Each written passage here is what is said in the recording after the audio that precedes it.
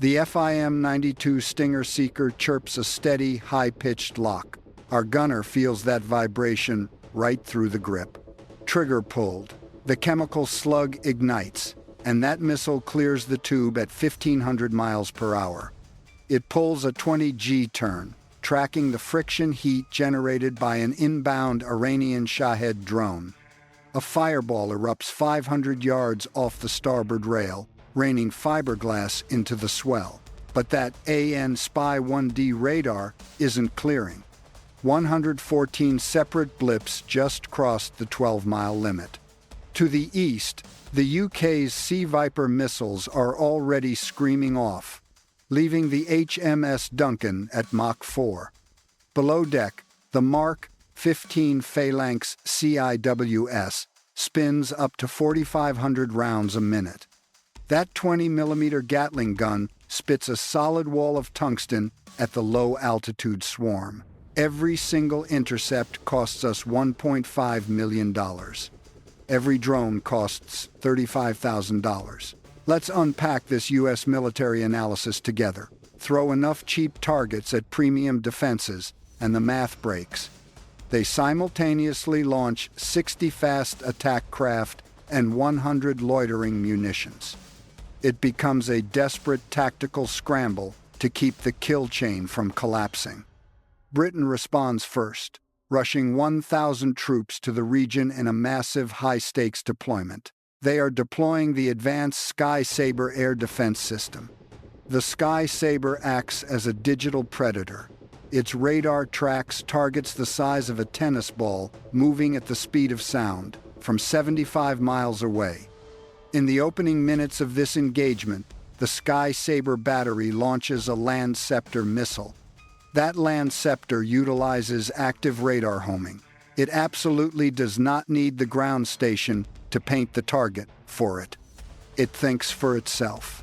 As that Iranian drone swarm breaches the 12-mile limit, these British batteries begin firing in rapid succession. Each interceptor missile costs roughly $1 million. The incoming drone it destroys costs a mere $35,000. Strategically, to win this, we either spend our way into bankruptcy or we find a significantly more efficient way to kill. On the water, HMS Duncan, a Type 45 destroyer, acts as our coalition's quarterback. Its Samson radar sits 100 feet above the waterline, actively scanning the horizon for sea-skimming Noor anti-ship missiles. The HMS Duncan packs the Sea Viper missile system. In a frantic 30-second span, the destroyer ripple fires 8 interceptors. The sky over the strait instantly turns into a chaotic grid of white smoke and orange flashes. But the swarm is just too massive. 2 drones slip past the British screen. They are heading directly for a commercial tanker. You and I analyze these ships and missiles as abstract numbers on a budget sheet. But right now, 50,000 Americans and 1,000 British troops are sweating in the heat, watching a radar screen, waiting for a blip that could violently end their lives. For many of you analyzing this, those aren't just troops. They are your sons, your daughters, or the buddies you deployed with in these exact same waters 20 or 30 years ago. The hardware has completely changed, but that pit in your stomach when the tactical alarm sounds remains exactly the same. If you have spent time on the line or have family stationed out there right now, drop a comment below. Let's remind everyone who actually operates these machines. The U.S. military doesn't do small responses. We just surged 50,000 troops into the theater. This is a massive logistical footprint, heavily designed to turn the volatile Persian Gulf into a strictly controlled environment. At the absolute heart of this defensive wall are our Arleigh Burke-class destroyers. These ships remain the most capable multi-mission platforms in naval history. But today, they are being pushed straight to the breaking point. The USS Carney detects those 2 drones bypassing the British screen. The ship's AN SPY-1D radar flags them as high-priority threats. The captain has exactly 2 seconds to decide. He doesn't fire the million-dollar missiles. He selects the Mark 15 Phalanx close-in weapon system. This Phalanx is a 20mm Gatling gun, firing 4,500 rounds a minute. It throws up a dense wall of lead in the incoming drone's path. Those 20mm armor-piercing tungsten sub-projectiles absolutely shred the first target at 500 yards. The second drone, however, runs a much more sophisticated flight profile. It dips low, heavily using the ocean wave clutter to hide from our radar. It violently impacts the side of a coalition support ship. The explosion isn't big enough to sink the vessel, but it's a brutal reality check. The flight deck is on fire. Sailors are frantically scrambling. The enemy has drawn real blood. The supposed invincibility of NATO air defense has been punctured. This isn't a slick recruitment video anymore. This is a brutal war of attrition. The U.S. counters with the RIM-174 Standard Extended Range Active Missile. It's the Swiss Army knife of the Navy's arsenal. It can intercept a plane, strike a boat, or even kill a ballistic missile right in its terminal phase. We launch 4 SM-6 missiles from the vertical cells. They travel at 2,600 miles per hour. These munitions don't just strike targets. They absolutely vaporize them through sheer kinetic energy. But the math is brutal. For every missile we shoot, Iran launches a dozen drones from hidden coastal sites. In our U.S. military analysis, you and I need to look past the loud destroyer battles to the quiet war. The tactical objective is stopping the swarm at its source. SEAL Team 6 operators roll out on combatant craft assaults. These CCA vessels are stealthy, high-speed boats. They sit low, making them practically invisible to Iranian coastal radar networks.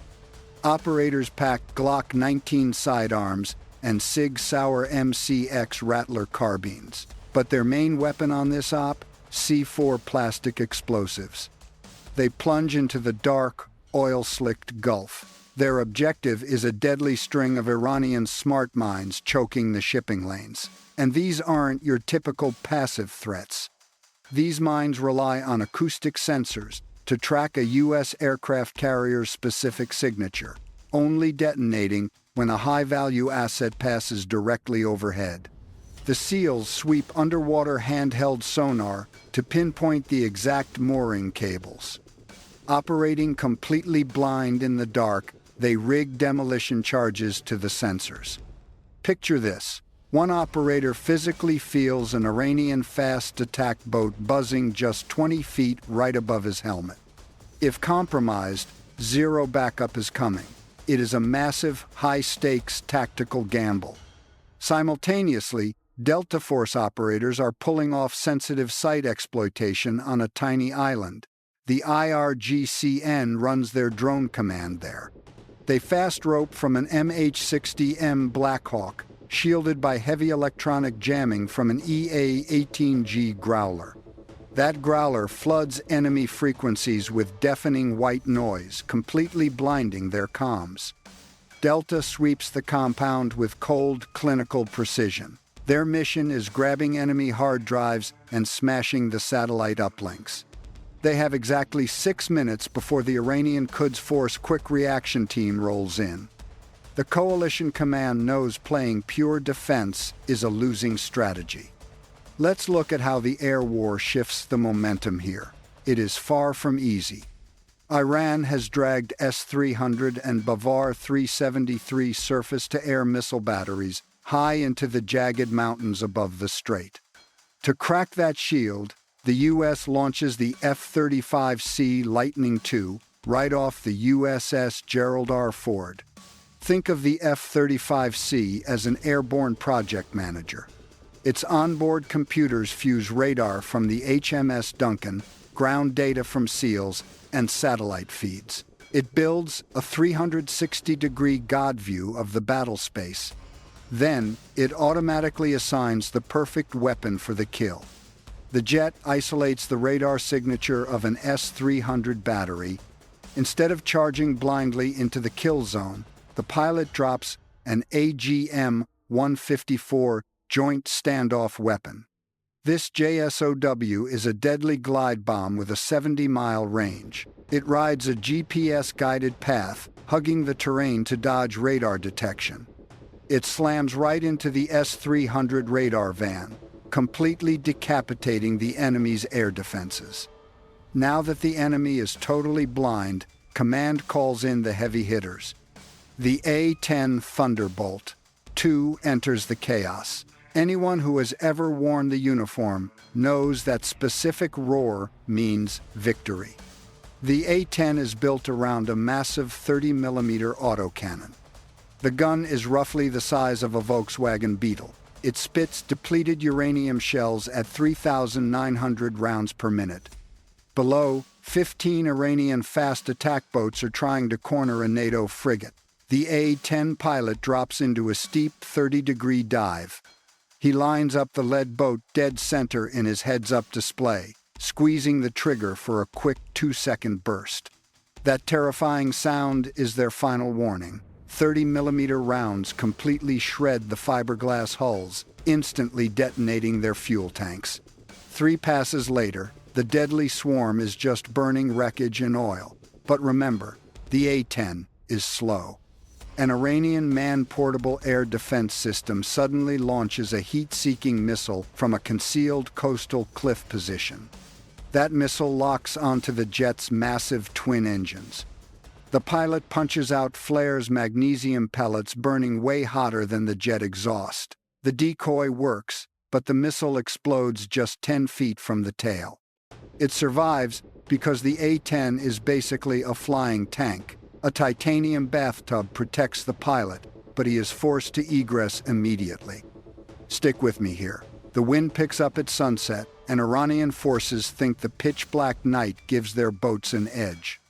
The AC-130J Ghostwriter arrives. The Ghostwriter loiters at 10,000 feet, slowly circling the target zone. It packs a 30mm GAU-23 autocannon and a massive 105mm howitzer.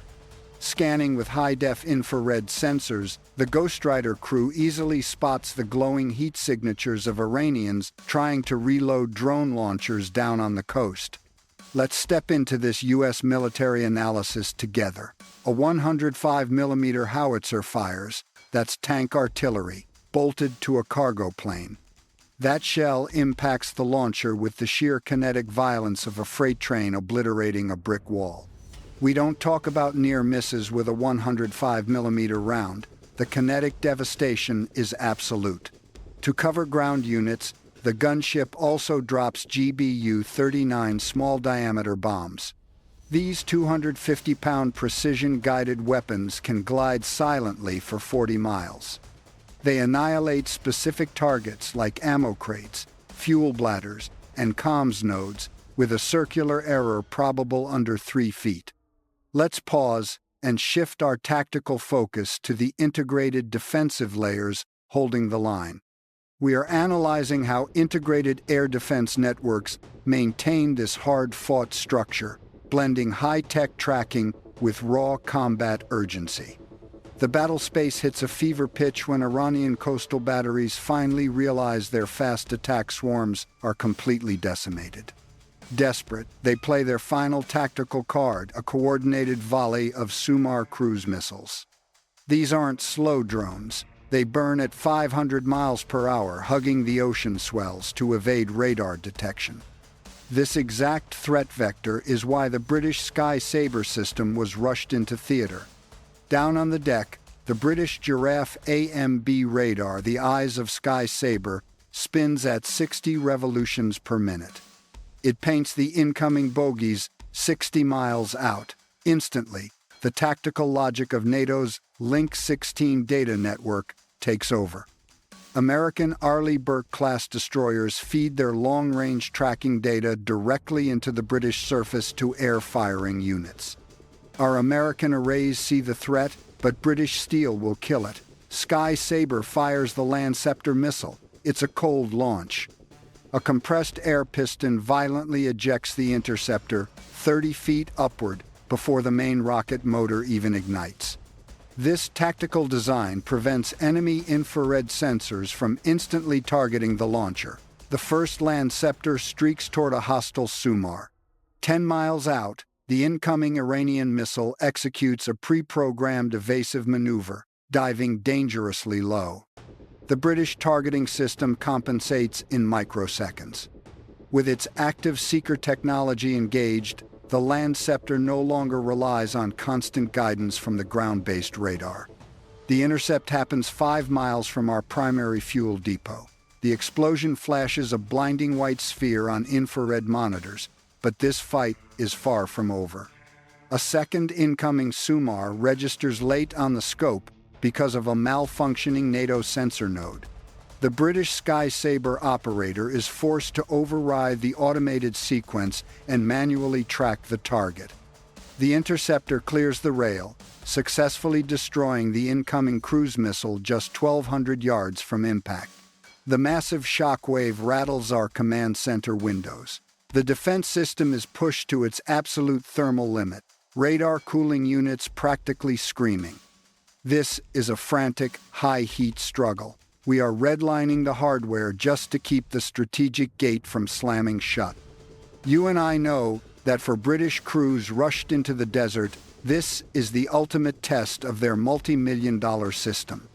The line holds. The final hostile cruise missile is neutralized. The Strait of Hormuz remains open, but this victory isn't a parade. 2 Allied coalition vessels are currently being towed back to port for major structural repairs. We have burned through over 400 interceptors, totaling nearly $1.2 billion in ordnance. The 12,000 sorties flown by U.S. and NATO aircraft pushed airframes to their absolute limits, guaranteeing months of heavy maintenance. Iranian forces lost over 80% of their coastal fast attack fleet and dozens of drone launch facilities. We didn't just throw more lead downrange, we executed a tactical sequence the enemy simply couldn't predict. The F-35C painted the threat, the Growler jammed the response, Arleigh Burke's raised the shield, and A-10s brought the hammer. As elements of the 82nd Airborne rotate into secured coastal zones, the operational lesson here is crystal clear. Advanced technology is a force multiplier, but it's the tactical coordination, that seamless tactical handoff between a British radar technician and an American gunship pilot that truly wins the day.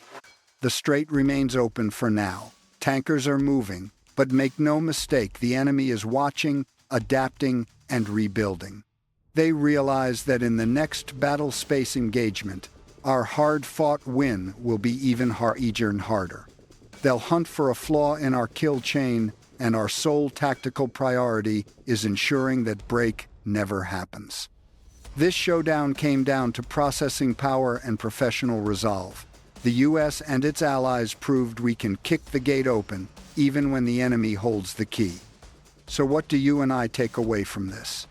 The cost of winning means being ready to fight again tomorrow. The hard win is the only victory that matters, because it is the only language a peer adversary truly respects. Under the pressure of 105mm shells and a coordinated wall of lead, the combat math finally worked in our favor. The strait remains ours for now. Quick disclaimer, my objective here is tactical clarity. But understand that the scenario we are breaking down is a dramatized simulation. It is built to give you a high-fidelity look at modern military friction. You and I are unpacking a simulated what-if exercise today. This is not a live news broadcast of an actual flashpoint. We run this hypothetical framework to stress test exactly how NATO hardware doctrine collides with raw operator logic under fire.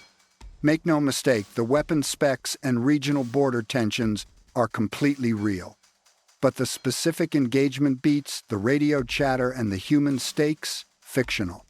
My mission is delivering intense U.S. military analysis for education and entertainment, exposing the lethal power of a fully integrated multinational kill chain. Thanks for holding the line.